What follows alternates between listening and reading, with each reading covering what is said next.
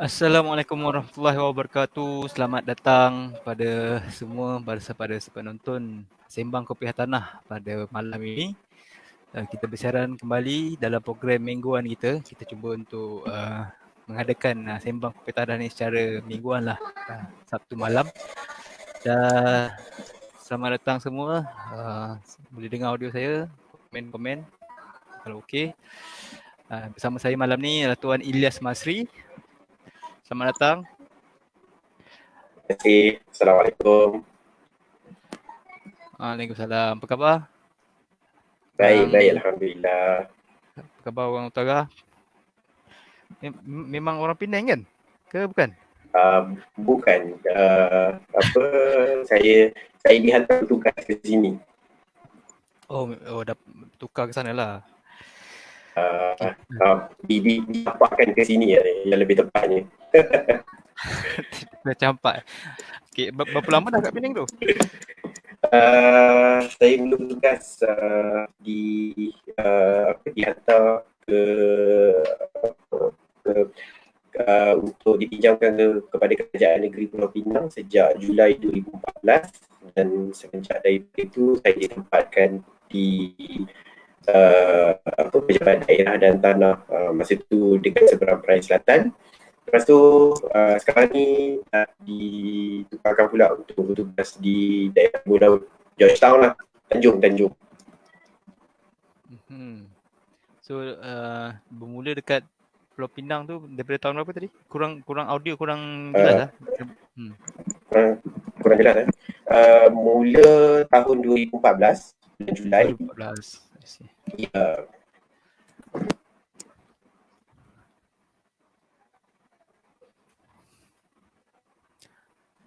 Okey. Sorry, saya pun sebenarnya macam kurang pasti line sana ataupun line sini. Sebab saya pun line tak berapa nak stabil kan. Macam macam PKP ni semua pun jadi tak stabil. Okey. Jadi untuk yang baru bersama malam ni, bersama join kita punya live pada malam ni, kita akan membincangkan atau sembang-sembang kan topik Sembang Kopi Hartanah malam ni bertajuk Pantang Larang Hartanah. Kan pantang larang. Kau nak masuk satu tanah tu apa pantang larangnya? Begitu ke? Bukan lebih kurang tajuk dia lebih kurang lah. Sebenarnya tajuk dia berkisahkan tentang isu-isu lah berkaitan dengan tanah. Okey, tetamu kita malam ni Tuan Ilyas Masri ni dia seorang pegawai di pejabat tanah pentadbiran di Pulau Pinang. Jadi kita akan mendapatkan beberapa informasi lah. Jadi sebenarnya apa, boleh tak Tuan cerita sedikit apa bahagian apa ya tugasan Tuan di Pejabat Tanah dan Daerah Pulau Pinang? Apa yang what do you do? Okay, so basically kalau saya boleh mulakan di bawah di bawah Perlembagaan Persekutuan ni, Perlembagaan Persekutuan ni dia dah hasilkan dah kerja-kerja fungsi-fungsi kerajaan negeri dan juga kerajaan persekutuan. Antara fungsi-fungsi ataupun bidang kuasa kerajaan persekutuan ni adalah urusan tanah lah. So sebab itu tanah ni adalah exclusive right kerajaan negeri itu sendiri. So di situ di bawah setiap kerajaan negeri ni dia akan ada organisasi yang menguruskan tanah-tanah dalam negeri itu sendiri. So basically macam di setiap daerah di semenanjung Malaysia ni dia akan ada pejabat tanah. Biasanya dia akan bersekali dengan pejabat daerah, di pejabat daerah dan tanah. Dalam pejabat tanah di daerah tu sendiri dia ada 4 bahagian utama, iaitu 4 bahagian tu adalah bahagian disebut sebagai bahagian pendaftaran. Ini adalah bahagian yang jagakan tanah, transaksi jual beli, transaksi bukan jual beli, caveat, bilik dan sebagainya. Itu satu urusan, satu fungsi, salah satu fungsi dekat bahagian tanah di daerah. Kemudian yang kedua adalah bahagian hasil. Bahagian hasil ni adalah bahagian yang ada setiap tahun bahagian yang akan menguruskan kutipan cukai tanah setiap tahun. So ada cerita jugalah dekat bahagian hasil ni, yang mana kan semua geran tanah yang keluar tu dia mesti kena bayar cukai tanah tahunan tu. Dan cukai tanah tu sendiri dalam undang-undang disebut sebagai sewa. Jadi nanti kalau ada kesempatan nanti kita akan kupas lebih lanjut lah. So basically ada satu bahagian hasil yang mana bahagian ni berfungsi bukan sahaja untuk menguji hasil, tapi juga bagi tanah tidak membayar hasil, tidak membayar cukai tanah tu, dia juga berperanan untuk melucut hak ikut prosedur undang-undang. Kemudian yang ketiga adalah bahagian yang disebut sebagai bahagian pembangunan dan perusahaan tanah. So pembangunan dan perusahaan tanah ni adalah bahagian yang mana sebarang bentuk perusahaan tanah daripada tanah kerajaan dikeluarkan dokumen hak milik ataupun kita bagi sebagai grant. So proses di situ proses permohonan tanah ni lah, permohonan listing kedudukan sementara atau sebut TOL, kemudian tukar syarat tanah, pengambilan tanah. So ini adalah bahagian pembangunan dan perusahaan tanah punya bidang kuasa. Kemudian yang keempat adalah bahagian teknikal dan pokok-kuasaan. So bahagian teknikal dan pokok-kuasaan ni basically kerja dia adalah menjadi bahagian yang membuat proses-proses teknikal dekat bahagian tanah tu sendiri. Dan yang paling mudah nak cerita ni, bahagian yang mana yang bertanggungjawab untuk melakukan operasi-operasi perubahan bagi struktur-struktur yang dibina tanpa kebenaran dasar di atas tanah kerajaan, kan yang biasa keluar dekat TV, dekat media-media yang tunjuk selalu bergaduh dengan orang dan sebagainya. Ada fungsi-fungsi lah dekat situ. Selain itu juga tanah ni juga mana tanah yang dikeluarkan tanah tu sendiri berada syarat-syarat yang mana dipatuhi lah. Jadi kalau tidak dipatuhi syarat-syarat tu, maka dia akan kembali kepada tindakan-tindakan penguasaan yang akan dijalankan juga oleh bahagian oleh unit teknikal dan penguasaan dekat bahagian tanah. So secara ringkasnya setiap daerah dia akan diketuai oleh seorang yang disebut dalam undang-undang sebagai land administrator dan pentadbir tanah daerah. Pentadbir tanah daerah biasanya bukan daerah lah. Kemudian di bawah pejabat daerah dan tanah ni dia akan ada satu bahagian, satu division. Di situ nanti akan ada satu orang pegawai yang akan mengetuai bahagian tu. Dan di bawah bahagian tu tadi ada 4 unit, dan 4 unit ni, setiap 4 unit ni akan ada ketua-ketua unit kat situ lah. Jadi saya selama dari sejak 2014 hingga sekarang ni saya berperanan untuk mengetuai unit teknikal penguasaan untuk menjalankan tindakan-tindakan penguasaan yang berkaitan dengan kesalahan-kesalahan di bawah kanun tanah negara itu sendiri.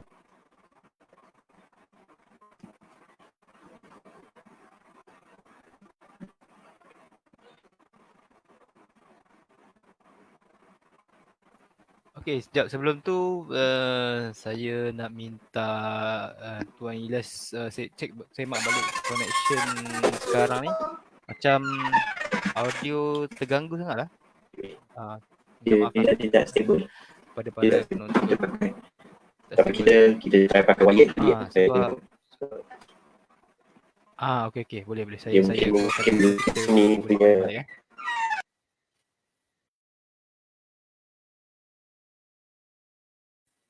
Okey, minta maaf tergendala sebentar. Tetamu kita cuba reconnect balik pada line yang lebih stabil. Sementara tu kita chill dulu. Minum kopi dulu.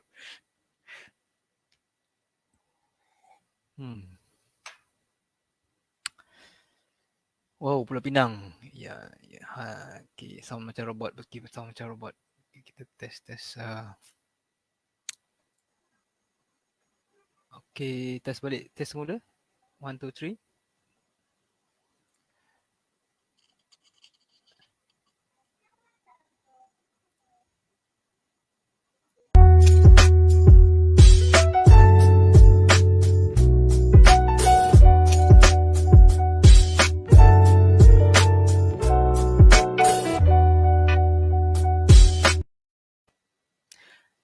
Okay, kita bersama kembali.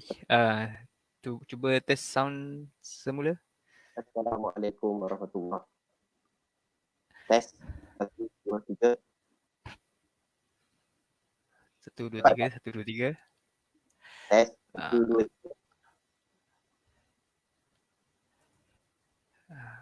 Bagi satu lagu. Lagu apa? Bagi satu lagu.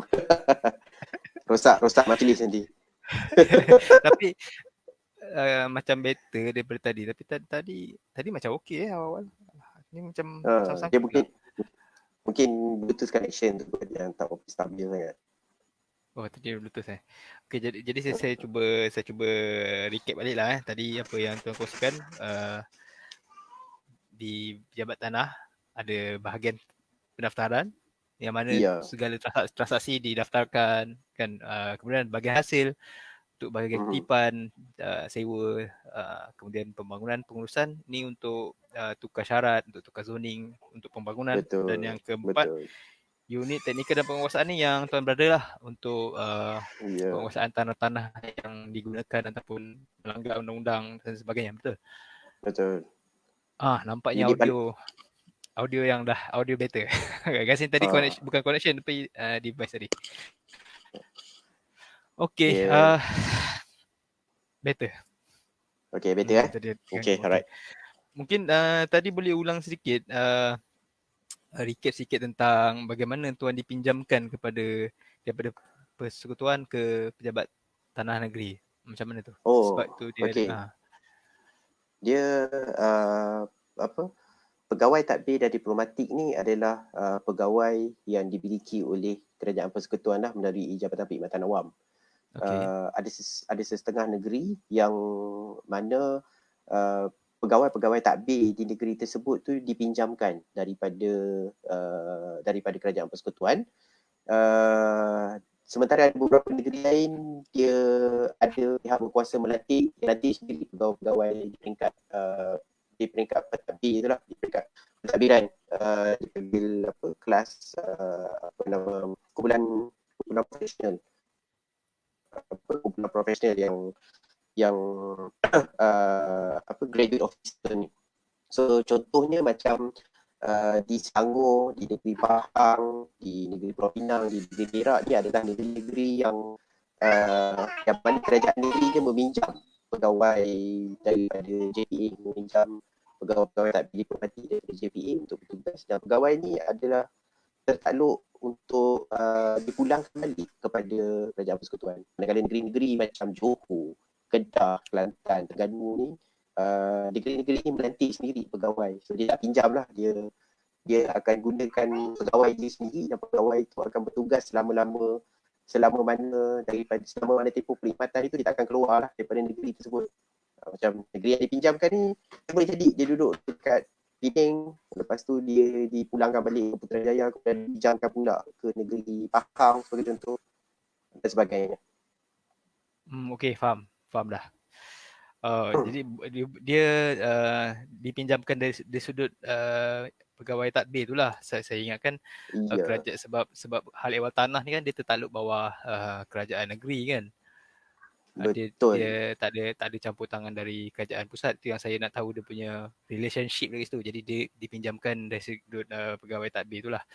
Okey, baik. Dia dipinjamkan dan kerajaan negeri akan bayar gaji semua. So pada ketika itu kerajaan negeri adalah bos lah, sehingga dipulangkan balik. Baik, daripada 2014 lah dah duduk Penang tu. Asal mana sebelum ni? Saya dilahirkan, dibesarkan di Johor, hometown saya di Pahang, di Kuala Lupis Pahang. Jadi ya macam itulah. Baik. Saya tak balik kampung sendiri lah ni kiranya. Dan fikir. Itulah. PKPB.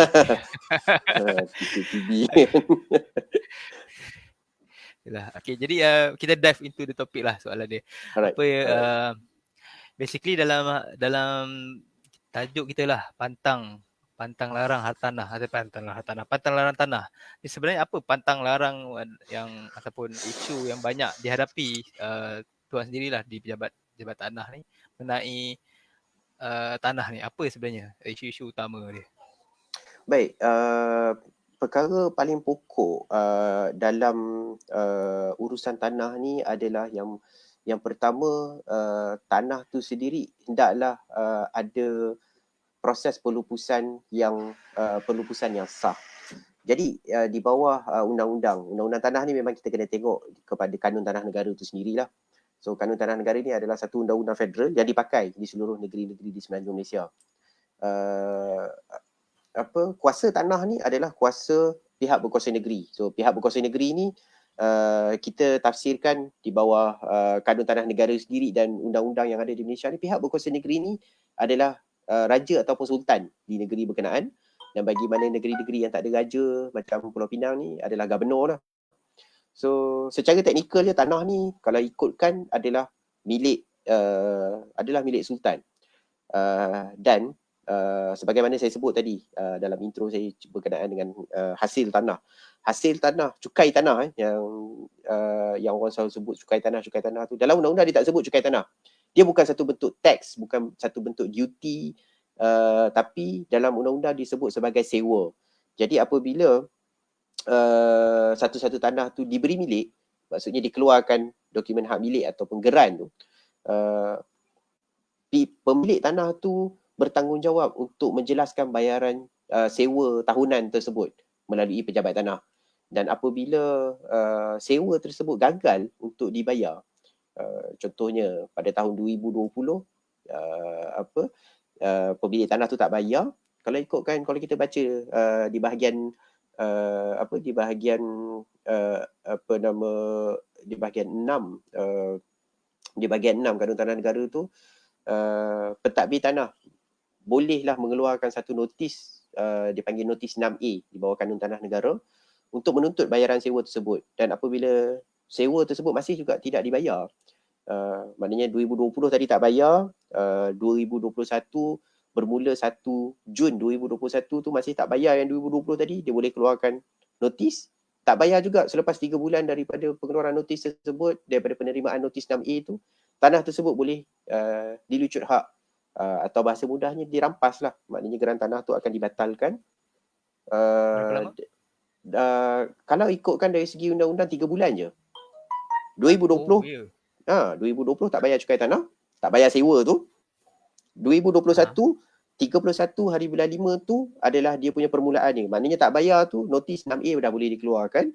Notis 6A tak boleh dah dikeluarkan, terima notis 6A tu dalam tempoh 3 bulan selepas terima tu tak bayar juga, maka pentadbir tanah daerah bagi pihak berkuasa negeri tadi tu, maknanya bagi pihak raja, bagi pihak sultan ni, boleh mengeluarkan notis seterusnya yang dia bagi notis 8A. Yang mana notis 8A ni apabila diwartakan nanti, geran tanah tu akan dengan sendirinya akan terbatal. Dipanggil lucut hak lah di situ. Kesannya apabila lucut hak ni, prinsip undang-undang ni, apa juga yang melekat dekat atas tanah tu adalah milik kepada pemilik tanah. Jadi contohnya bila Tuan Zulhafi membeli sebuah rumah sebagai contoh kan, kita cerita yang landed tu lah, kita tak payah cerita serata, kita cerita rumah biasa ni, rumah teres, rumah semi-D kan. Tuan Zulhafi tidak membeli rumah, tidak membeli bangunan, tapi Tuan Zulhafi membayar tanah tu sebenarnya. 700,000, 800,000 tu sebagai contoh adalah dibayar ke atas tanah.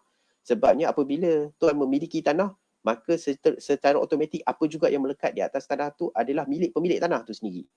So kita akan pergilah nanti cerita pasal, mungkin kalau ada kesempatan nak cerita lot lidi dan sebagainya. Tapi prinsipnya apabila pemilik tanah tu hilang pemilikan terhadap tanah tu, maka apa benda yang melekat dekat atas tanah tu semua akan tak jadi dia punya dah. So mungkin cukai tanah sewa tahunan tu cuma RM100 sahaja setahun, atau dalam kebanyakan kes di Pulau Pinang ni cuma sekitar dalam 40 hingga 100 RM100 sahaja setahun. Rumah duduk atas rumah yang duduk dekat atas tanah tu nilainya adalah lebih kurang dalam 700,000, 800,000. RM40 punya pasal tak bayar RM40 setahun tu, boleh dilucut hak dokumen hak milik geran tanah tu, dan secara undang-undangnya rumah tu bukan lagi dimiliki oleh pemilik yang sebelum tu. Maksudnya kalau Tuan Zulhafi tak bayar cukai tanah, keluar 6A tak bayar juga, keluar 8A, warta 8A tu, maka geran tanah tu tidak sah lagi di sisi undang-undang. Rumah yang melekat tu bukan lagi tuan punya. So benda ni penting lah, perkara pokok tu. untuk kita faham sebelum kita nak bercerita dengan lebih lanjut lagi mengenai isu-isu pendudukan secara tak sah di atas tanah kerajaan, macam yang kita semua maklum yang berlaku dekat Raub apabila ada Tanah durian tu. ada pendudukan secara menanam durian, menikmati tanah tersebut tanpa pelupusan, tanpa ada geran tanah tu sendiri, tanpa ada kebenaran yang sah daripada pihak berkuasa negeri. Ada beberapa lagi isu-isu yang yang glamour dan tak glamour dan sebagainya ni, yang mana apabila tindakan penguatkuasaan itu masuk, orang selalunya hanya akan bercakap mengenai aspek moral. Tak bermoral lah kerajaan apabila merobohkan rumah, merobohkan merampas pokok-pokok durian, kebun durian. Kebun. Tak silap saya, dulu dekat Subang pernah berlaku, ada rumah-rumah orang kampung dirobohkan. Dan sebenarnya tahun terasa senang ada senang pula apa? Lupa nama tempat tu. dekat Selangor juga kan, Ada Selangor banyak kes kan. Selangor ada banyak kes. Bukan Jadi Terang Jenang, ada satu tempat lain. Ada few cases lah. Selalunya tindak balas yang berlaku tu sebenarnya dia adalah tindak balas yang berupa poin-poin yang dibangkitkan tu sebenarnya adalah poin yang lebih kepada moral issue. So nampak macam tak bermoral kan apabila kerajaan merobohkan rumah tersebut. Sedangkan benda tu sebenarnya ada dalam undang-undang. Hakikatnya di sisi undang-undang, pendudukan pendudukan di atas tanah kerajaan tersebut adalah pendudukan yang tidak sah. Bukan sahaja kerajaan melalui pentadbir tanah daerah, pejabat tanah tu sendiri boleh merobohkan rumah tu pada bila-bila masa.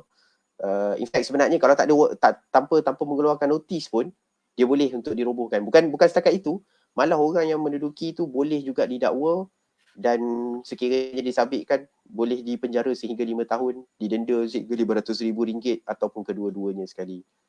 Soalnya bagi tindakan bagi setengah situasi yang berlaku apabila ada injunction daripada mahkamah dan sebagainya, itu dia belum lagi di peringkat macam contoh isu dekat Raub tu sendiri, dia belum lagi di peringkat mahkamah memutuskan bahawa tindakan pendudukan tu betul, tapi lebih kepada sekarang ni mahkamah nak review proses tu, dan sementara proses tu dilihat oleh mahkamah, memang mahkamah akan mengarahkan untuk sebarang tindakan penguatkuasaan tu ditangguhkan. Bukan kata stand down untuk tidak lagi ambil tindakan. Ada beza dekat situ. Ada beberapa lagi perkara-perkara yang melibatkan tanah ni, seperti contohnya tanah yang bukan untuk tanah untuk pertanian sebagai contohnya. Ada, nanti kalau ada kesempatan kejap lagi saya akan tunjukkan dekat mana kita nak tengok dekat dalam dokumen hak milik tu. Tanah pertanian yang dikhususkan untuk aktiviti pertanian tapi digunakan untuk tujuan selain daripada itu, juga akan ada implikasi yang besar lah, sehingga boleh juga tanah tersebut dilucutkan hak sebagaimana isu tak bayar cukai tanah tadi. Okey. Maksudnya pantang yang paling utama ni adalah dekat bahagian bayar sewa tanah tu lah, ataupun yang dipanggil cukai tanah tu kan. Dan dia setiap negeri berbeza-beza ke ataupun sama dia bertempoh 3 bulan tu sebelum? Okey. Dia ada dua perkara dekat situ. Kalau kita melihat pada cerita cukai tanah, cerita sewa tu sendiri, yang pertama adalah peruntukan undang-undang tu sendiri, peruntukan yang membolehkan sesuatu tindakan tu dilakukan. Yang kedua adalah kesediaan untuk pihak berkuasa, dalam kes ni adalah pentadbir tanah, pejabat tanah tu sendiri, untuk melaksanakan peruntukan undang-undang tu sendiri. Sebab dalam undang-undang tanah dia tidak macam undang-undang jenayah. Jenayah ni apabila kesalahan tu berlaku, kita takkan meletakkan liability moral kepada polis apabila polis mengambil tindakan terhadap orang yang melakukan jenayah. Tapi dalam konteks undang-undang tanah ni, elemen moral tu dia berkait sangat rapat dekat situ. Apabila kalau kita baca di sisi undang-undang, macam saya bagi tahu tadi 2020 punya sewa tak bayar, RM40 setahun ni tak bayar. 2021, 1 Jun 2021 tu dah boleh untuk dikeluarkan notis, dan setelah notis itu dikeluar, di endorse dan sebagainya, 3 bulan selepas tu dah boleh dirampas tanah tu. Tapi dari segi kesediaan pelaksanaan tu, sebab pertimbangan moral tu juga datang dalam masa yang sama. Implikasinya apabila kita buat macam tu, sebagaimana saya bagi tahu tadi, pihak-pihak yang akan dikenakan tindakan tu akan ada implikasi keuangan, dan dia akan melaratlah benda tu, akan ada implikasi sosial, implikasi even sampai implikasi politik kan. Jadi tindakan tu biasanya dia akan ada sedikit dilema lah dekat situ. Cuma dari segi undang-undang, salah dia tetap salah. Dia benda yang legal tak semestinya selari dengan aspek moral tu sendiri. Jadi salah dia tetap salah. Faham kat situ. Dan untuk nak jelaskan lagi sekali, benda ni dia tertakluk pada tanah yang berstatus freehold dan juga leasehold. Dua-dua pun sama. Dia punya freehold dengan leasehold ni dia adalah sebenarnya satu proses. Yang mana undang-undang tanah yang kita pakai dekat Malaysia sekarang ni, Kanun Tanah Negara tu adalah satu undang-undang yang digubal dan mula diguna pakai di seluruh semenanjung Malaysia. Saya sebut semenanjung Malaysia sebab Sabah Sarawak dia pakai undang-undang lain. Pada 1 Januari 1966. Undang-undang tu sendiri enacted di Parlimen pada tahun 1965. Jadi cerita leasehold dengan freehold ni wujud apabila pemilikan tanah, geran tanah ni sebenarnya kerajaan negeri dah keluarkan sebelum tu lagi dah. Jadi mana-mana geran tanah ataupun dokumen hak milik yang wujud sebelum daripada 1965 ni, apabila wujud Kanun Tanah Negara, dia akan carry peruntukan-peruntukan yang ada yang dekat dalam tu. Biasanya dulu apabila kerajaan negeri, apabila raja bagi tanah ni, dia akan bagi terus. Maknanya dia tak akan letakkan tempoh satu. Kemudian dia tak akan letakkan limitation dari sudut ke atas dan ke bawah. So apabila dia bagi satu tapak tanah tu, pemilik tanah tu dia enjoy tanah tu, kalau saya boleh gambarkan ke atas tu macam setinggi-tinggi tanah tu, dia kata setinggi syurga, setinggi syurga sedalam neraka. Maksudnya bawah tu pun kalau gali pun sedalam-dalamnya. Selepas 1965, dia tak ada limit dari sebelum 1965 tadi tu, dia tak ada limit dari segi tempoh kebiasaannya, tak ada limit dari segi dimensi ke atas dan ke bawah tanah. Tapi selepas daripada 1965 sebenarnya, mana-mana dokumen hak milik, geran tanah yang dikeluarkan, pemberi milikan, proses pengeluaran geran tanah tu disebut pemberi milikan. Pemberi milikan yang berlaku selepas 1965 ni sebenarnya disebut dalam Seksyen 76 Kanun Tanah Negara tu, hanya boleh diberikan sehingga maksimum 99 tahun sahaja.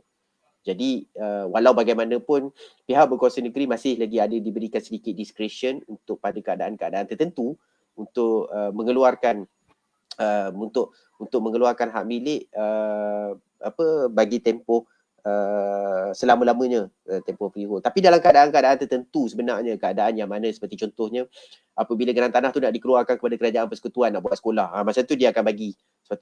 Dalam keadaan macam tu sepatutnya pihak berkuasa negeri kena bagi selama-lamanya. Ada beberapa keadaan. Cuma discretion tu sendiri kadang-kadang digunakan oleh kerajaan negeri dalam keadaan-keadaan yang dia fikirkan wajar untuk dia nak bagi kepada pihak-pihak tertentu, sebagai contoh kepada pemaju-pemaju tertentu sebagai contoh. Tapi kalau ikutkan dari segi prinsip di bawah Seksyen 76 tu sepatutnya setakat 99 tahun sahaja. So freehold dengan leasehold, cerita dia sebenarnya adalah geran tanah tu wujud sebelum ataupun selepas daripada undang-undang tu sendiri wujud. Tapi dari segi syarat-syarat tanah, dari segi pemakaian, contohnya macam pemakaian pemakaian kategori tanah, pertanian, bangunan, industri dan sebagainya, dia sebenarnya masih lagi terpakai pada hak milik geran-geran sebelum dan selepas daripada KTN. Maknanya kata kalau macam saya boleh share screen ke dekat sini? Boleh. Boleh Boleh share. Boleh. Boleh share screen. Chrome tab. Okey, saya cuba share. Okey. Boleh nampak tak skrin yang saya cuba share sekarang ni? Nampak. Boleh nampak? Boleh. Dia tapi yang ni dia keluar tab. Share tab lagi satu. Boleh. Saya boleh. Saya cuba share share screen Chrome tab yang ni.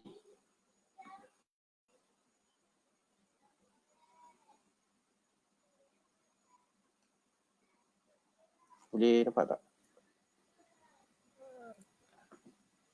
Okey, nampak. Nampak ke? Alright. Ini adalah contoh dokumen hak milik dokumen hak milik geran tanah dia lah.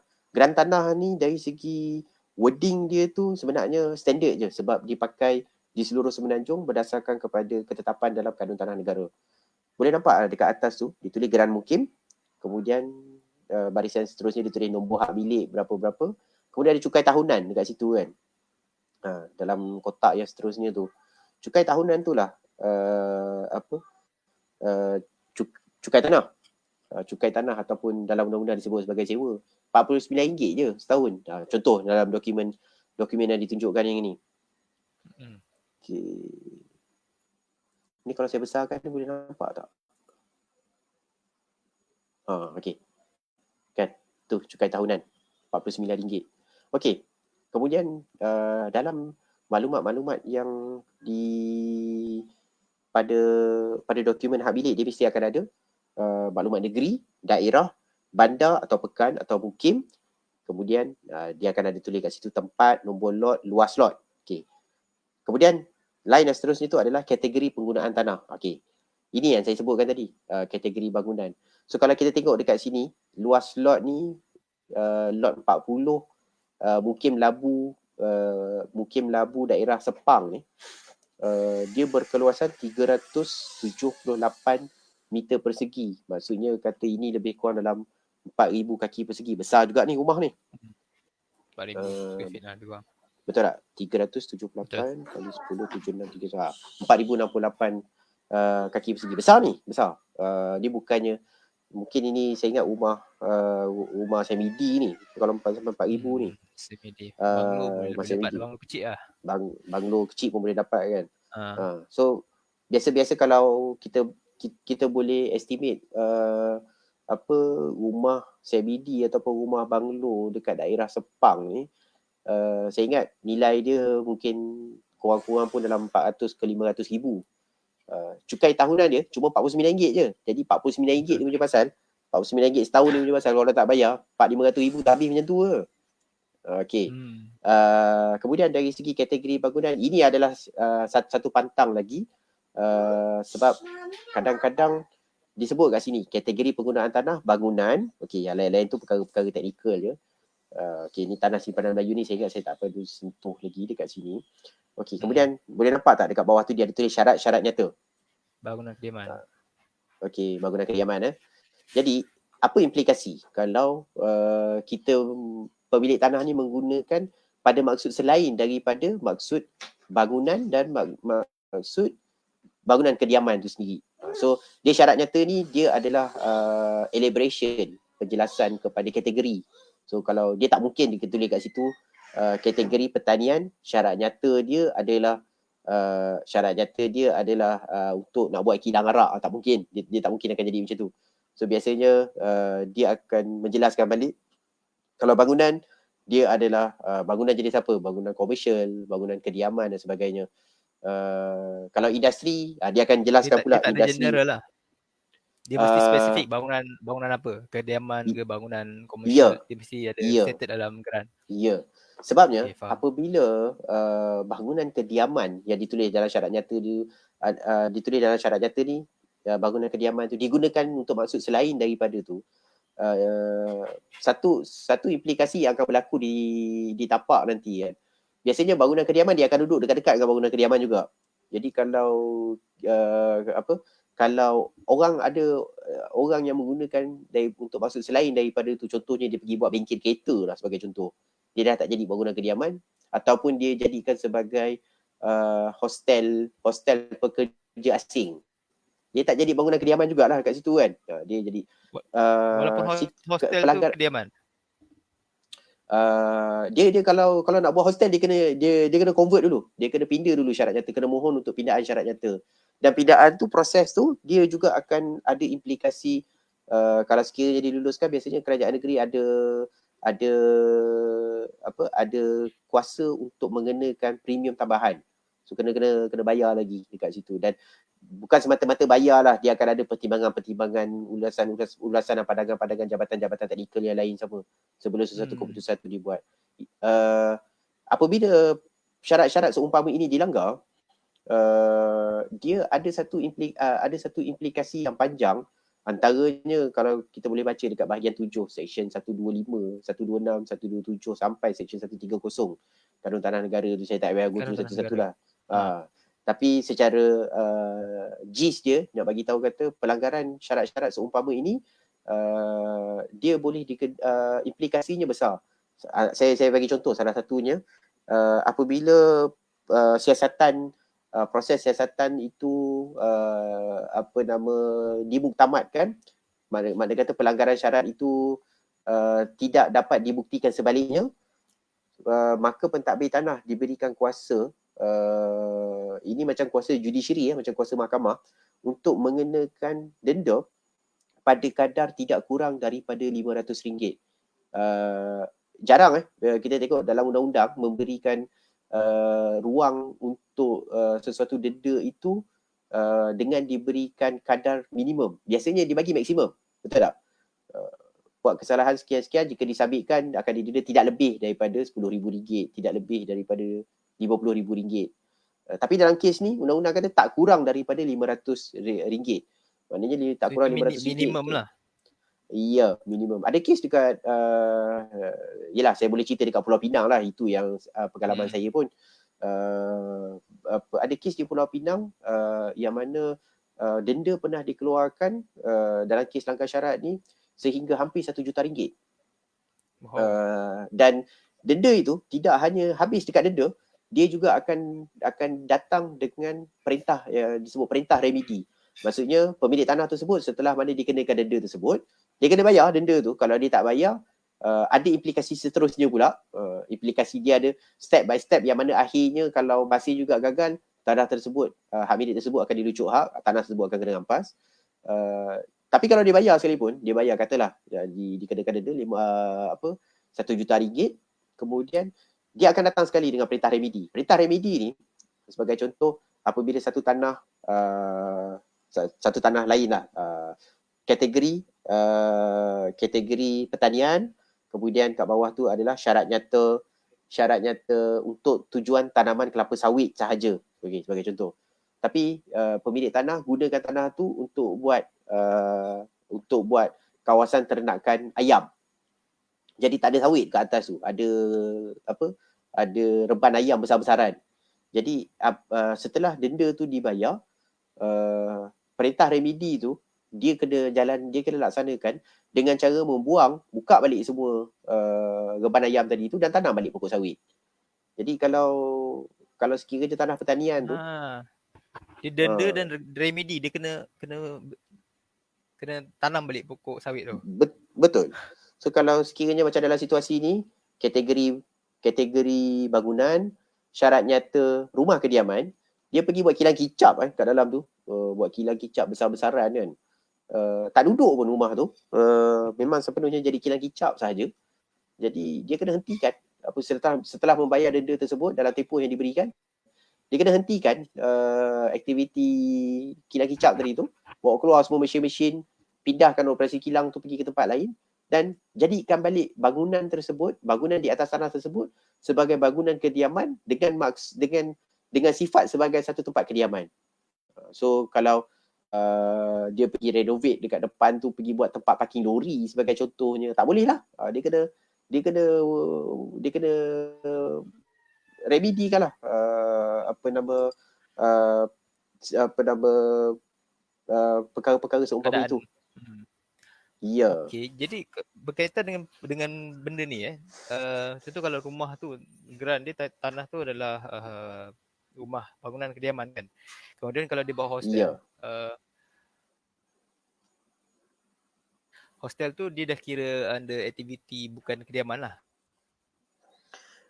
Dia bergantung kepada dapatan siasatan oleh pentadbir tanah itu sendiri. Again, kalau dia akan orang mungkin akan tanya balik, banyak je rumah-rumah taman yang jadi klinik lah, jadi homestay lah dan sebagainya. Adakah pelanggaran itu tidak berlaku? So sekali lagi sebagaimana saya nyatakan sebelum tu, antara undang-undang dan juga pelaksanaan undang-undang tanah lah terutamanya, dan pelaksanaan itu, dia akan ada dilema dekat situ. Sebab apabila satu-satu prosiding tu dimulakan, dia tak boleh patah balik lah. Kalau macam cerita tak bayar cukai tadi, mula je keluar 6A, dia tak boleh patah balik lah. Dia tak boleh tiba-tiba dia nak waive ke, nak runding ke. So biasanya kita akan pergi step by step lah.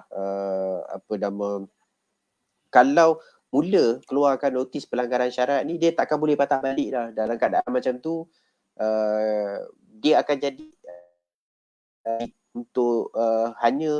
benda tu hanya boleh diselesaikan dengan cara bayar denda yang dikeluarkan tadi dan remedikan tanah tu. Pada persoalan tu tadi, kalau hostel tu adakah dia jadi pelanggaran syarat atau tidak, dia bergantung kepada dapatan siasatan tu sendiri. So sebelum denda boleh dikenakan, siasatan menyeluruh mesti dilaksanakan terlebih dahulu. Jadi kalau siasatan tu mendapati bahawa sifat penggunaan struktur di atas tanah tu masih lagi bersifat sebagaimana dinyatakan dalam syarat nyata dan juga kategori itu tiada pelanggaran, dia kadang-kadang tak sama ni belum tentu bercanggah lagi. Tak selari belum tentu bercanggah. So apabila pelanggaran syarat tu berlaku apabila berlaku pencanggahan. So bila memang berlaku pencanggahan, maka tindakan tu akan bermula lah akan bermula secara step by step. Jadi memang kalau ikutkan memang sensitif lah maklumat kegunaan tanah tu semua dalam geran tu sangat sensitif. Jadi dia macam dalam keadaan sedar tak sedar ataupun dia ambil tindakan atau tidak sajalah dia punya akibat itu kan. Macam betul. Sekarang ni banyak orang buat homestay, buat dah jadi entity business ataupun dah jadi satu aktiviti bisnes kan, perniagaan kat atas tanah tu. Tapi dia punya title dia sepatutnya adalah kediaman ataupun macam rumah. Sekarang kan musim work from home kan. Everybody work from home, mungkin ada yang berniaga dari rumah, dia buat bakery dan sebagainya. Kalau ikutkan dia dah jadi mungkin dia sewa satu rumah yang specifically untuk dibuat dia punya kerja-kerja baking je ataupun buat kilang kicap apa kan. Kalau ikutkan ikut undang-undang dah salah lah. Betul. Tapi dalam keadaan yang mana berlaku percanggahan dengan tu, dia akan jadi kesalahan lah. Sebab prinsip undang-undang ni tak betul belum tentu salah. Dia apabila didapati bersalah baru proses untuk tindakan tersebut tu berlaku juga lah. Sebab tu kadang-kadang kita tengok banyak kes pergi dekat mahkamah, bukan kes tanah lah kan, kes-kes jenayah pun. Kita pergi kat mahkamah, kita tahu jenayah tu dah berlaku tapi mahkamah melepaskan sebab tidak dapat dibuktikan kesalahan tersebut. Dia kena melalui proses undang-undang, siasatan, perbicaraan yang akan masa panjang tu lah. Tapi secara prinsipnya kita kena faham lah.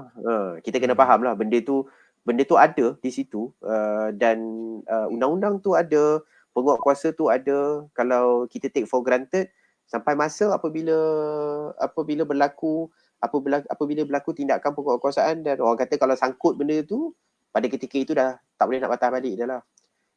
Saya suka untuk kaitkan cerita pelanggaran syarat ni dengan apa isu yang biasa kita sebut isu Lok Lidi tu kan. So masalah Lok Lidi ni masalah dia banyak. Tapi salah satu Tu daripada ini panjang. Dia macam uh, sepatutnya kita nak bincang malam ni, tapi dah malam ni dia dah jadi cerita pasal pantang yang lain pula kan, kegunaan pula. Mungkin Lidi kita boleh jemput sekali lagi untuk bahas sekali lagi untuk tajuk Lidi ni sebab dia agak panjang. Tapi tak apa, kalau tuan nak sentuh sikit boleh. Dia ada kaitan juga dengan kegunaan tanah tu lah kan. Tanah pertanian yang dijual untuk dibuat perumahan sebagainya. Kalau betul macam tuan cakap tadi, kalau nak cerita memang panjang, tapi secara ringkas kalau saya boleh kaitkan sedikit dengan isu syarat tanah tu.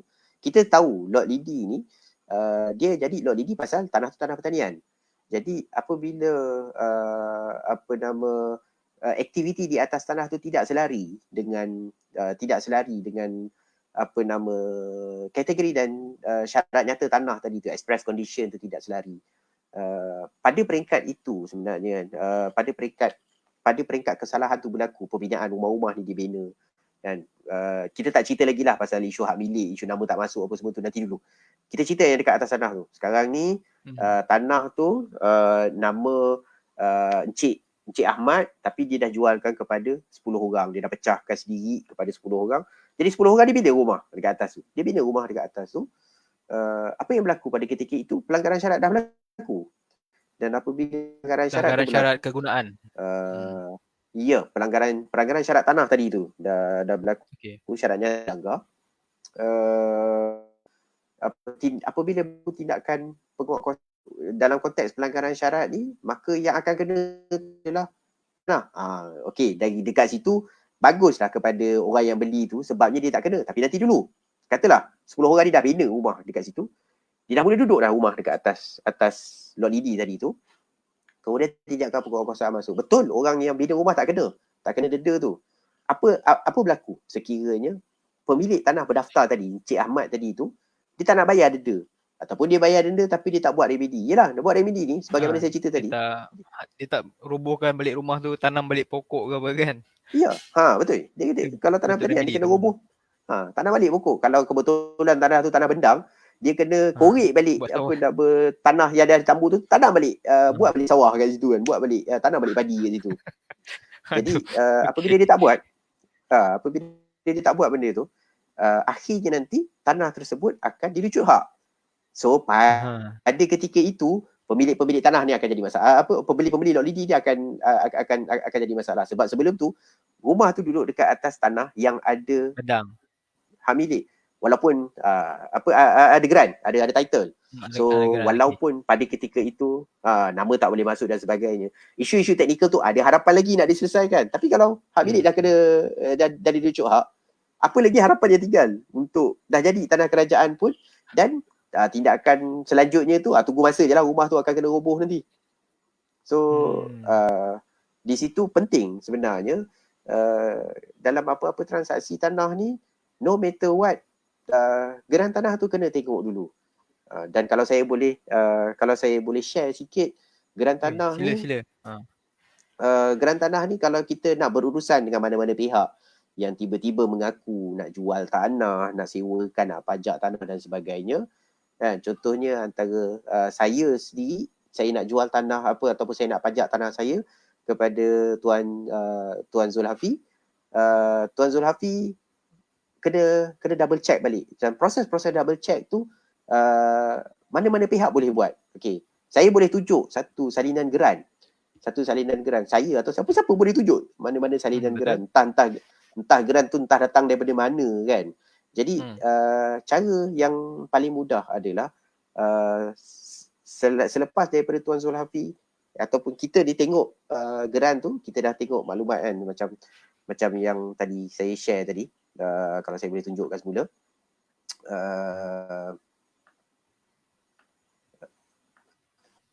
kita dah tengok dah tadi kan dekat dekat dokumen hak milik tu. Okey, sekejap dia coming.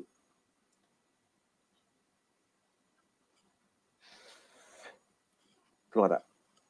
Alright, dia keluar. Ya, ada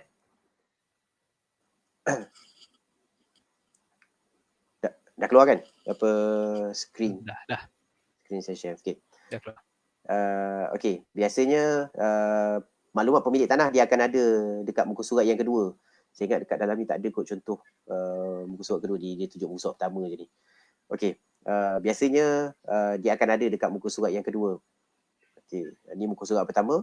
Selepas klausul syarat nyata ni biasanya cerita pasal maklumat pemilikan, caveator dan sebagainya, transaksi tu semua akan ada dekat muka surat kedua. Tapi itu maklumat tu kita kena double check balik. Yang pertama, kita boleh sama ada kita pergi ke pejabat tanah untuk membeli dokumen carian persendirian. Jadi kita boleh tengok sendiri pemilik yang terkini sekarang ni. Dan juga yang paling penting sekali, kita juga boleh tengok apa juga plan kita yang kita nak buat. Contoh macam kita nak pajak sesuatu tanah ataupun kita nak sewa sesuatu tanah tu, yang mana kita nak purap kita punya pelaburan, kita nak laburkan capital kita dekat dalam tu.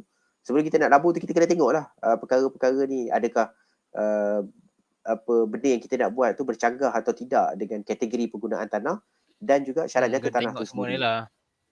Ya.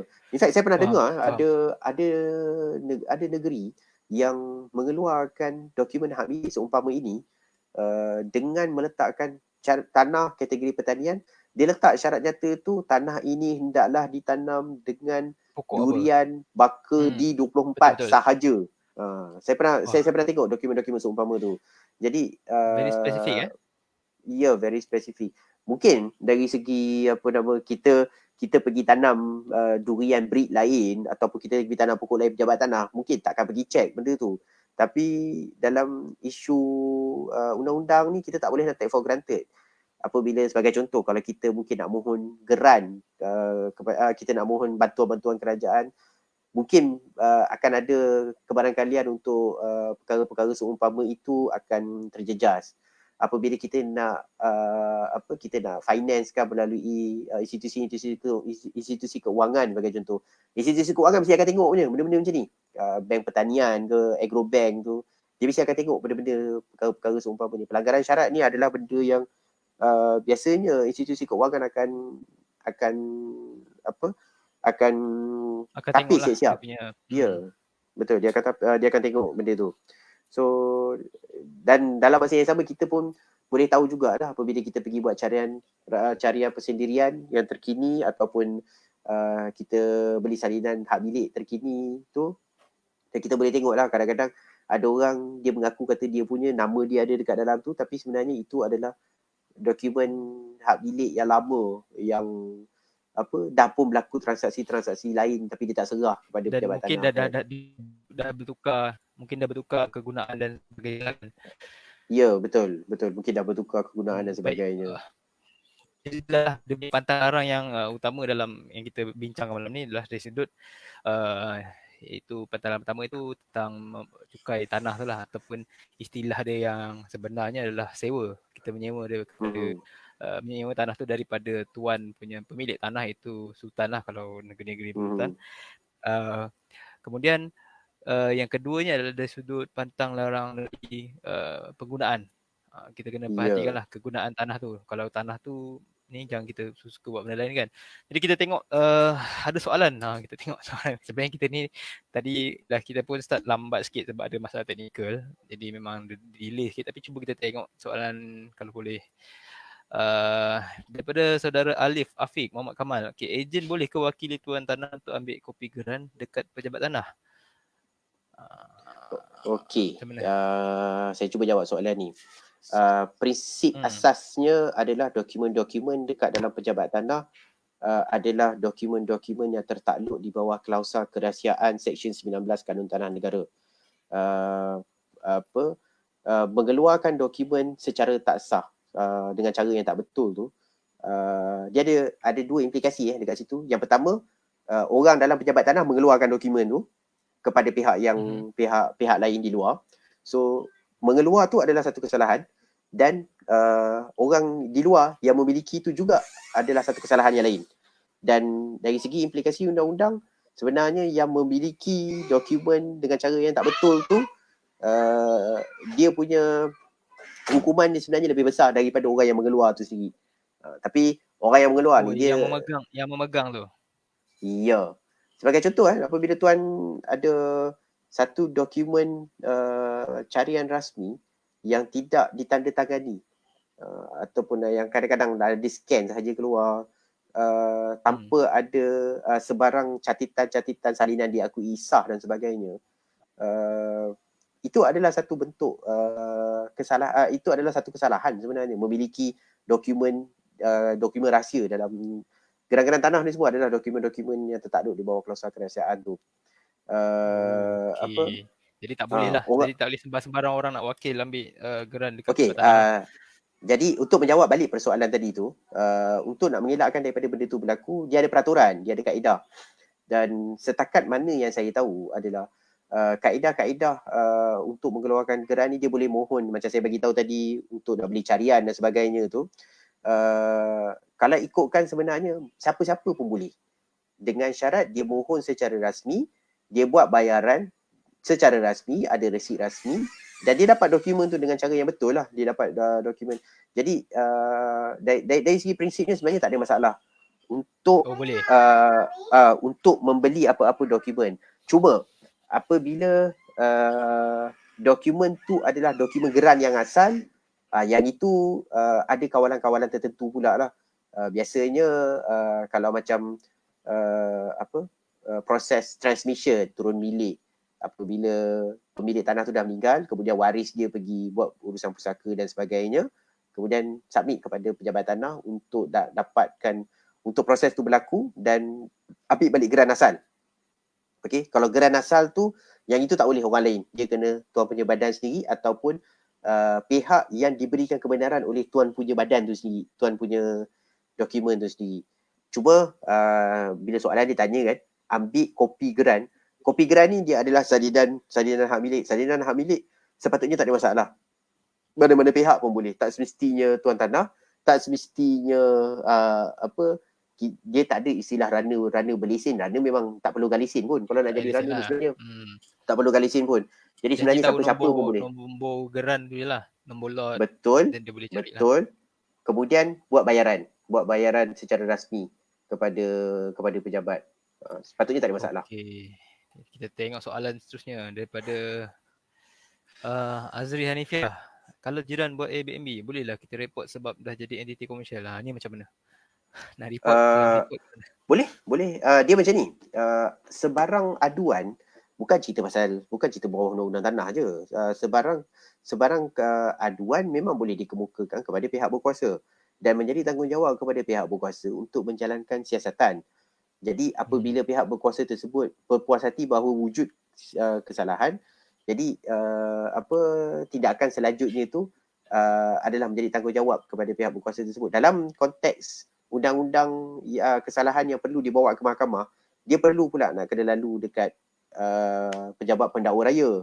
So di situ akan ada tapisan pula, pejabat pendakwa raya pula akan nilai kalau benda tu ada meritnya, barulah akan dibawa ke mahkamah. Kemudian mahkamah pula akan nilai. Apabila mahkamah berpuas hati, barulah sabitan kesalahan tu boleh berlaku. Soalan boleh buat report. Report mesti boleh buat punya. Cuma bukan semua report tu akan berakhir dengan tindakan. Faham. Report je sebab lah. Report tak ada masalah, report je lah. Report je lah kan, apa-apa nak report pun kan. Report je lah. Nanti boleh buat record kan, report paling banyak lah. Okay. Report paling banyak. Okay, daripada Azri Hanifiah agak, soalan macam mana nak beli tanah yang owner dah meninggal dan tak ada waris? Ni macam mana kalau kes begini? Okay, tanah owner meninggal tak ada waris. Dalam konteks owner meninggal tak ada waris ada disebut dalam Seksyen 351 Kanun Tanah Negara, di mana tanah-tanah yang pemilik tanah meninggal dan tak ada waris, sekiranya pemilik tersebut merupakan seorang Islam, maka tanah tersebut akan vested dalam bahasa Melayu, akan diletak hak kepada Baitul Mal Majlis Agama Islam negeri yang berkenaan. Bagi tanah yang pemilik tanahnya adalah bukan Islam, maka tanah tersebut akan menjadi akan kembali Amanah balik raya. kepada pihak berkuasa negeri. Dia Oh, pergi oh, kepada amanah dia. raya apabila dia ada waris. Apabila dia memang confirm tak ada waris, dia takkan pergi dekat amanah raya. Ni kalau confirm tak Mungkin ada juga waris, tanah tu akan balik ke kerajaan negeri. tapi nak confirm tak ada waris tu pun adalah satu proses jugalah kan. Mungkin juga dia akan pergi kepada amanah raya, tapi akhirnya dia akan kembali kepada pihak berkuasa negeri. Menjawab persoalan macam mana nak beli, jawapan dia kalau tanah tu dah pergi dekat Majlis Agama Islam, pergi beli dekat Majlis Agama Islam lah. Tapi proses dia panggil perkembalian dekat situ kan, reversion, perkembalian tersebut tu kena berlaku terlebih dahulu. Senang cakap, tak payah pergi cari tanah lain lah kalau macam tu, lambat ni. Mana dah tahu kan, kok nak dapat tanah murah lagi cari kat pejabat agama kan. Bukan pejabat agama, dia Baitul Pejabat apa Mal tadi? ni adalah Majlis Agama Islam. Majlis Agama Islam. Okey, silap. Majlis Majlis Agama Agama Islam. Islam. Dia ada beza tu, fungsi pejabat agama dan pejabat agama, jabatan agama dengan Majlis Agama Islam dia ada beza semua tu, fungsi-fungsi dia. Tapi sajalah nak share. Kalaulah tanah tu dimiliki oleh mana-mana pihak, kemudian pemilik tu dah mati dan waris tu tak masuk, sepatutnya dari satu segi, kalau pemilik dia dah mati, siapa dah bayar cukai tanah tu. So betul lah, kalau maksudnya dia akan revert balik kalau tanah tu dah di-revert balik ke ni lah, kerajaan negeri. Betul. So dalam keadaan macam tu, dia tak panggil revert lah. Kalau macam tu dia panggil lucut hak, forfeiture. So Dia ibarat dia macam leasehold lah. Ibarat leasehold habis, dia forfeit tanah tu balik. Proses yang sama begitu. Ya, dia akan kembali balik kepada pihak berkuasa negeri. So sebenarnya kalau nak juga tanah tu, bolehlah pergi bincang dengan pejabat tanah untuk disemak balik status tanah tu dan sebagainya. Dan sekiranya tanah tu dah kembali balik kepada pihak berkuasa negeri, dilucut hak, mohonlah dipanggil permohonan pemberi milikan tanah. Dia bukan belilah kalau macam tu. Kira permohonan baru lah. Permohonan baru untuk pemberi milikan tanah. Pemberi milikan ni tanah. Ya, dalam bahasa Inggeris dia panggil alienation kan. Dan proses tu akan berlaku, dia ada satu proses yang agak panjang. Dan sekiranya diluluskan, kita kena bayar satu amount premium kepada kerajaan negeri, pihak berkuasa negeri melalui pejabat tanah. So kita nak mohon tu, dia dah ada fee permohonan. Bergantunglah, kadang-kadang ada negeri yang mahal, ada negeri yang murah. Tapi fee permohonan ni pun dia lebih kurang dalam beberapa ratus saja biasanya. Sama ada tanah tu diluluskan atau tak, fee permohonan tu akan hangus. Tak payah. Tapi kalau diluluskan, dia ada premium. Premium tu kalau tak bayar tak dapat jugalah, tanah tu kena bayar lah kot mana pun. Either way, dari satu segi nampak macam membeli jugalah dekat situ kan. Tapi ada beza sikit lah. Dia macam proses baru dan kira bayar, ada jugalah premium dan kos-kos yang terlibat lah. Yang menariknya, kalau sekiranya tanah tu asalnya adalah tanah leasehold, apabila fresh alienation berlaku, perkiraan tu akan bermula balik lah daripada dia akan reset balik lah. Faham. Okay, daripada Syukri Zakaria, jual beli tanah yang dibeli kurang dari tempoh 5 tahun akan dikenakan cukai tak? Cukai. Ini tengok cukai apa kan kalau dia masuk. Ya, betul. Saya ingat mungkin dia cuma maksudkan dekat sini adalah CKHT dan RPGT. CKHT, yes. So dalam konteks ni sebenarnya dia bukan posisi pejabat tanah sebenarnya nak jawab. RPGT ni adalah ni bawah LHDN. Ya, cukai bawah LHDN. Cuma yang saya mungkin boleh sentuh sikit berkenaan dengan pindah milik tanah, transaksi pindah milik tanah dalam tempoh kurang 5 tahun ni, kalau saya boleh share lagi sekali dekat dekat skrin, dia ada satu bahagian dekat dalam dokumen hak milik yang juga kita mungkin boleh tengok. Okey. Tengok dah keluar belum? Okey. Dokumen hak milik ni, okey, nampak selepas daripada bahagian syarat nyata ni, biasanya dekat bahagian bawah ni ataupun dekat muka surat yang selanjutnya tu lah, dekat dalam ni tak ada. Dia akan tulis dia akan ada satu kolom yang dipanggil sekatan kepentingan. Okey. Biasanya Biasanya ada gangguan sikit. Okey, biasanya dekat sekatan kepentingan tu kita kena tengok. Kadang-kadang dia tulis tanah yang diberi milik ini tidak boleh, biasanya dia akan tulis tidak boleh dipindah milik melainkan dengan kebenaran. Yang itu simple je, yang itu kena dapatkan konsen saja. Tapi ada keadaan-keadaan, biasanya rumah kos rendah macam ni. Dia akan letakkan satu tempoh yang mana dia tidak membenarkan untuk pindah bilik itu berlaku dalam sesuatu tempoh tersebut. Dalam certain case macam di Pulau Pinang sebagai contoh, dia tak benarkan dalam tempoh, kalau rumah kos rendah ni tak silap saya 10 tahun. 10 Kalau tahun. kos sederhana rendah tu tak silap saya dalam 5 tahun macam tu. Jadi dalam tempoh tu, kalau ada dalam sekatan kepentingan dinyatakan seumpama itu, ada yang dinyatakan tidak boleh dipindah bilik, stop. Ada yang juga dikatakan tidak boleh dipindah bilik kecuali dengan kebenaran pihak berkuasa negeri. Okey, kalau ada yang disebut kecuali dengan kebenaran, yang itu boleh, yang itu ada harapan lagi, boleh lagi dapat boleh lagi untuk mohon konsen.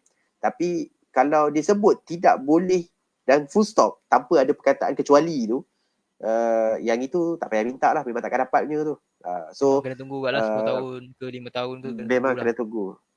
Betul. Ini biasanya berlaku dalam situasi rumah-rumah kos rendah yang baru. So kalau kita baru dapat rumah kos rendah ni, saya percaya mana-mana negeri pun nak beli, dia bukan boleh beli terus. Dia ada syarat-syarat dia kan. So ya. So kalau rumah-rumah kos rendah yang baru ni, jangan garah sangat lah untuk nak menjual. Sebab biasanya memang kerajaan akan tetapkan tempoh-tempoh tertentu untuk tidak membenarkan rumah tu dijual dengan sewenang-wenangnya. Tapi saya ada soalan lah berkaitan dengan ni lah, poin ni kan. Kalau katalah dia tak boleh tukar dalam tempoh 5 tahun ke 10 tahun dan rumah kos rendah ke rumah kos sederhana rendah dan sebagainya. Tapi contohlah dalam tempoh tu kurang, dalam tempoh mungkin 2 tahun ke, tiba-tiba orang tu bankrupt lah katakan, ataupun rumah tu nak kena lelong kan. Jadi kalau ikutkan tak boleh nak transfer kan. Tapi kalau dia lelong, dia akan lelong default, bukan syarat tu akan default semua kan. Bukan. Lelong bukan satu proses transfer. Lelong dia ada satu proses yang berbeza. Sama juga macam transmission, turun milik. Kalau dalam tempoh tersebut pemilik tanah meninggal dunia, proses turun milik boleh berlaku. Sebab turun milik bukan pindah milik. Kita sebut transfer ni dalam kalau lelong dia jadi turun milik, dia bukan pindah milik lelong dia adalah satu proses yang lain lah. Turun milik ni, transmission ni adalah proses pusaka, proses pemilik tanah meninggal dunia kemudian diturun kepada waris. Itu turun milik. Lelong adalah satu proses yang lain. So lelong dia ada proceeding yang berbeza, ada proses-proses yang berbeza.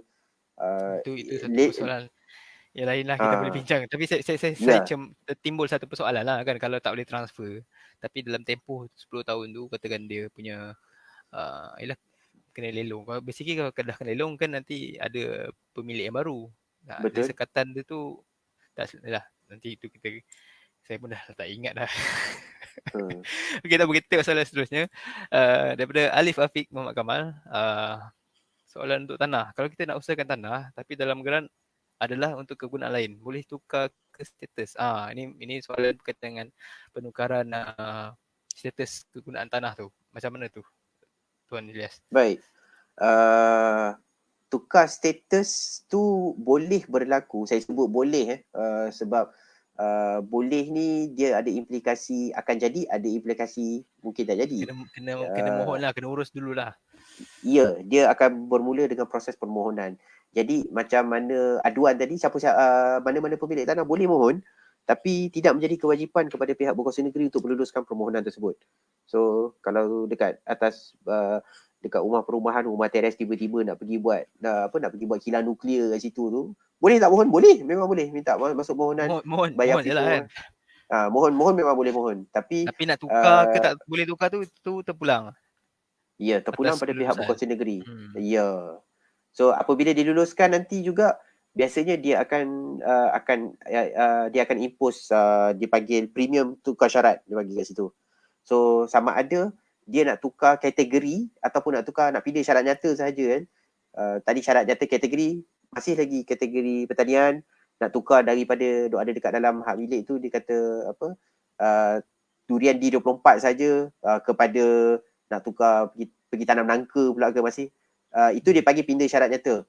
Kalau tukar terus daripada bangunan kepada perindustrian, dia kategori ni ada 3 je. Dia ada pertanian, dia ada bangunan, dia ada industri. So kalau nak tukar kategori ni pun boleh juga. Tapi apa-apa jenis penukaran seumpama ini akan perlu dipohon, perlu diluluskan, dan tertakluk kepada kelulusan tu juga adalah premium tu sendiri, premium tukar syarat tu sendiri. Ya, okey. Dia boleh tak boleh tukar tu tertakluk pada approval kerajaan negeri. Betul. Dan ada premium-premium yang akan dikenakan lah. Betul. Okey, ada soalan. Oi, sebenarnya kita dah, okey tak apa. Kita ada, boleh jawab lagi sikit soalan? Boleh. Okey. Soalan ni Ni saya rasa dekat-dekat. dia okey, daripada Syukri Zakaria, biasanya berapa lama geran tanah akan dikeluarkan selepas tempoh beli? Ada kawan saya dah 5 tahun beli tanah tapi belum dapat geran. Ini lain macam ni. Okey. Beli Baik. macam mana? Saya ingat kesempatan ni saya kena jelaskan juga. Ada perbezaan antara pindah milik dan juga pemberi milikan. Apabila tanah tu tanah kerajaan, kita mohon kepada pihak berkuasa negeri melalui pejabat tanah untuk dikeluarkan title. Itu adalah proses pemberi milikan, walaupun kita membayar. Itu bukan jual beli, itu adalah pembayaran premium dekat situ. Permohonan tanah barulah. Ya, Geran barulah. permohonan tanah baru, permohonan geran baru. Apabila kita membeli daripada orang, daripada pemilik tanah yang asal, itu proses tu dipanggil pindah bilik tanah. Instrumennya adalah borang 14A. Saya ingat tuan-tuan pun biasa dengar borang 14A ni kan. So kalau 14A 5 tahun tak dapat geran, yang itu saya ingat pihak yang bertanya ni kena semak balik lah dengan peguam ataupun dengan apa nama penjual tadi tu. Apa Benda ni komunikasi kat situ? pembelian seumpama ini memang biasanya berlaku pun dalam kes-kes kalau tanah lot lidi. Kalau beli lot lidi memang takkan dapat geran pun sebab memang nama tak masuk pun dalam geran. So itu satu situasi. Tapi dari satu segi yang lain, kalau maksud pembelian di sini adalah pemberi milikan, mohon geran baru dalam tempoh 5 tahun tak dapat lagi tu, pergilah ke pejabat tanah ataupun tulis balik kepada pentadbir tanah daerah untuk update balik status permohonan tersebut. Mestilah bila kita mohon tu akan ada pembayaran berlaku. Minta update lah. Tanyalah apa cerita. Sebabnya prinsipnya adalah sama ada permohonan tersebut diluluskan ataupun ditolak, pemakluman secara bertulis mesti akan dikeluarkan. Jadi sepatutnya dalam fail mesti ada tu cerita tu. Minta lah update. Okey, saya ingat tu saja soalan malam ni. Ini soalan menarik ni. Okay, last. Sebelum kita tutup. Okay, jangan tanya soalan lagi. Tak apa. Kalau ada soalan tanya je. Nanti ada kesempatan kita jawab di ruangan komen. Tapi ini soalan terakhir ni. Kalau kes tukar nama pemilik, daripada Muhammad Syahril. Okay. Kes tukar nama pemilik tanah tanpa persetujuan pemilik tanah berkemungkinan ada melibatkan orang dalam, boleh ke dibawa ke mahkamah? Kes dah berpuluh tahun. Macam pernah dengar juga kes begini. Berkemungkinan melibatkan orang dalam tanpa persetujuan pemilik tanah. Baik. Kes ini biasa kita sebut sebagai fraud lah kalau macam ni. Fraud. Tahu-tahu fraud kan. Tahu-tahu je dah jadi tanah orang lain kan. So dalam keadaan tahu-tahu dah jadi tanah orang lain ni, sebenarnya dia ada banyak situasi. Boleh jadi fraud, boleh jadi juga sebenarnya pemilik tanah sebelum ni tak bayar cukai tanah tu kena rampas. Lepas tu orang baru ni pergi mohon balik daripada kerajaan negeri. Maksudnya keluar balik geran baru. So boleh jadi juga situasi-situasi seumpama tu. Mungkin keluar balik geran baru atas lot nama. Nama orang baru.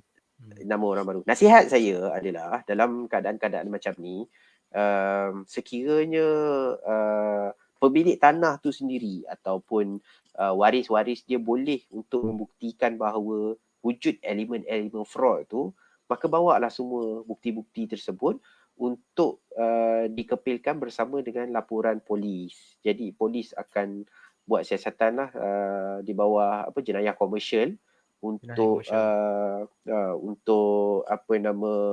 untuk disiasat, dan sekiranya elemen tu solid, kukuh, siasatan tersebut akan dipanjangkan kepada Timbalan Pendakwa Raya, pejabat Timbalan Pendakwa Raya untuk didakwa dekat mahkamah. Satu.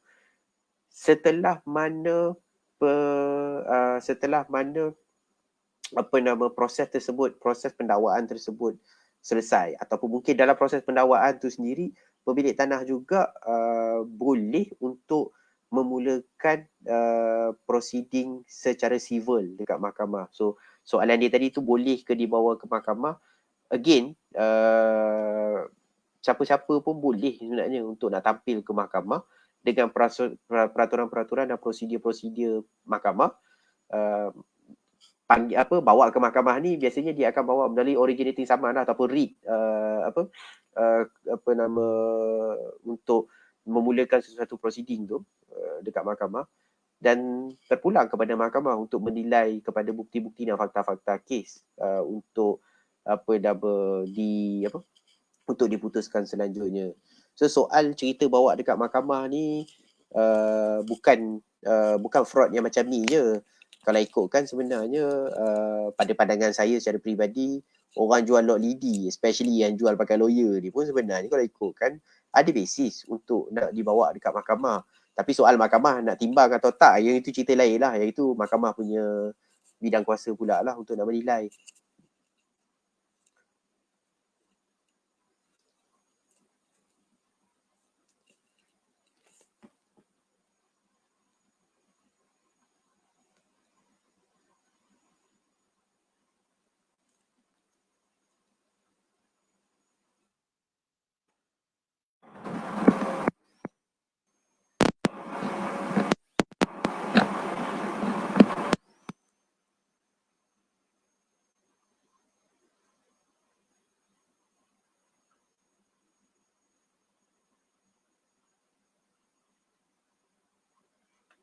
Oh, maaf saya termute.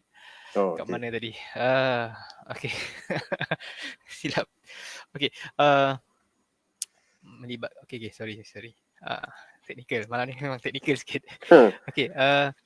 Jadi saya ingat part memang kita kena ada satu sesi khas, sesi lain, part yang hanya kita bincangkan tentang load lidi lah. Masalah load lidi ni saya rasa memang banyak berlaku lah dalam masyarakat kita, terutama hari ni lah ataupun recently kan.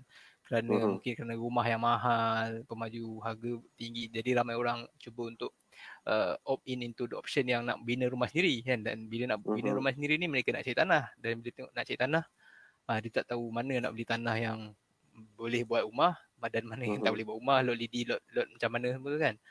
Dan tadi introduction sikit daripada tuan tentang lot lidi tu pun saya ada belajar agak perkara baru lah kat situ. Sebab ialah subjek tanah ni, ejen hal tanah pun kalau yang ada bagi buat apa sambung untuk buat kursus, memang ada belajar lah dalam kelas. Saya pun belum belajar subjek tanah ni. Dia kata apa, undang-undang kan, dia agak dry lah kan, tak boleh nak ingat semua kan. Tapi seronok lah dapat bincang, sebab pada saya orang duk sibuk fikir tentang beli situ beli ni, tapi kadang dia tak tahu dia punya fundamental, dia punya asas kepada geran tu sendiri, dia punya undang-undang dia punya syarat-syarat dia kan. Dan kerana kalau kita tak tahu, kerana ignorance tu, RM49 kita boleh hilang nilai satu rumah atas tanah tu, boleh hilang. Dan juga kalau macam lot lidi tadi kan, dah lah nama tu tak ada dalam geran. Lepas tu kalau kena ambil tindakan oleh pejabat tanah kepada apa nama owner yang tanah tu, kena remedy pula, habis kena sondol pula rumah-rumah tu kan. Dah rugi kat situ lah. Memanglah yang beli tu dia tak kena bayar denda dan sebagainya, tapi rumah yang dia dah bina atas tanah tu dan duit ni dah bayar, habis burn macam tu je lah. Betul.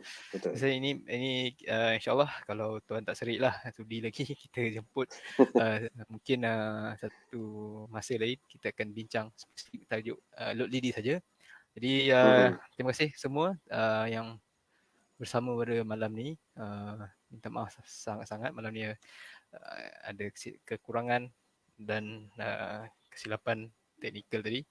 Tapi terima kasih banyak juga kepada Tuan Ilyas Masri kerana sudi berkongsi lah tentang hal-hal ehwal tanah ni. Memang dari ejen kita dengar lain, dari side pembeli kita dengar lain kan, dari side orang dalam pejabat tanah, pegawai dalam pejabat tanah, banyak lagi info-info lain yang kita boleh belajar. InsyaAllah. Terima kasih banyak, terima kasih semua yang bersama pada malam ni. Okey, itu saja. Sekian. Assalamualaikum warahmatullahi